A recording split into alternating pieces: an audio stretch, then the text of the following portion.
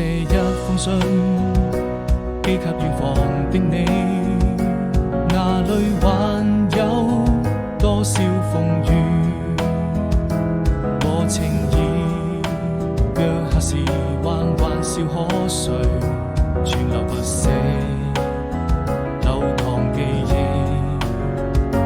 你的歡笑是那麼幸福甜蜜，此刻都珍藏心底，靜下回憶，陪着你漸漸遠去。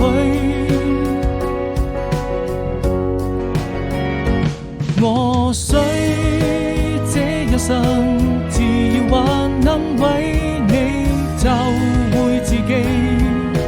寂寞的時候，請點一盞燈亮起，在無數個黑夜裏，但永遠都不會分離。